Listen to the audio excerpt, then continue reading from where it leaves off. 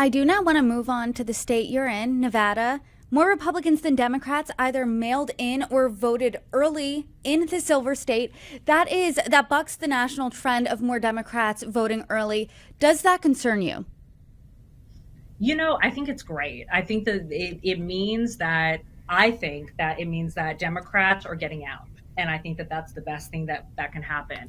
I do know that Trump has made comments about, because I know that in his previous election, he had said, wait until election day, don't trust these mail in ballots, yada, yada. He has not had that same rhetoric this time around. And I think that the reason why he hasn't is because he knows that he doesn't want his supporters to leave lines on election day. It's already getting to the point where in some of these swing states, we have lines for hours and hours and hours, and people have got to leave because they've got jobs and they've got kids and commitments. And so I think that he's realized that, and he's now shifting the narrative.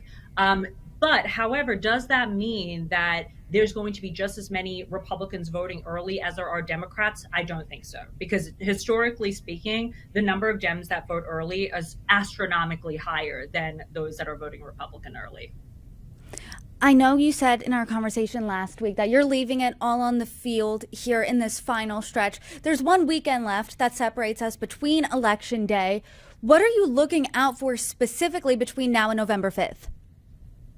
I'm looking for every single door that we could possibly knock. I'm looking for us to work the lines to death in these swing states, talk to these voters in line. Our team has been so lucky to be we are actually flipping a lot of undecided voters at this last minute. A lot of Americans who are just not engaged in the political process can't decide who they're going to vote for, and we're getting to them at the perfect moment before they mail in, before they vote early, or before they go to the polls. So that's really what I want to see us continue to do in this last 5 days, because this is going to be the most critical time. Before this, yes, it is important, obviously, to talk to people early, but typically people don't vote very early. So we really do need to make sure that in this last 5 days, we are talking to every single voter possible, and we're pushing the narrative that is the true narrative that Trump is going to be a danger if he's elected.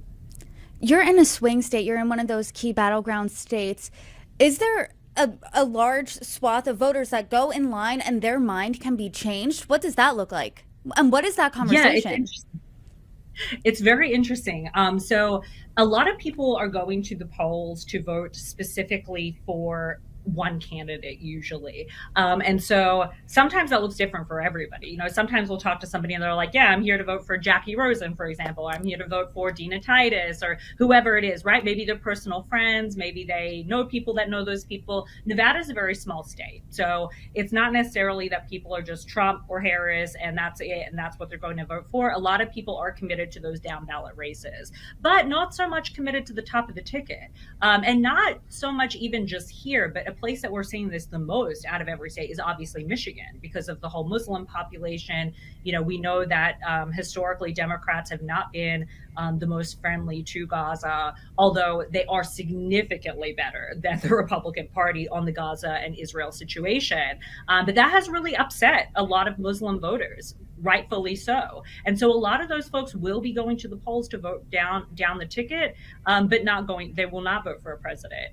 And so getting to those people too, and just explaining that, yes, it is a very bad situation. But what we need to do is make sure that Trump isn't there for Israel to finish the job, like he said.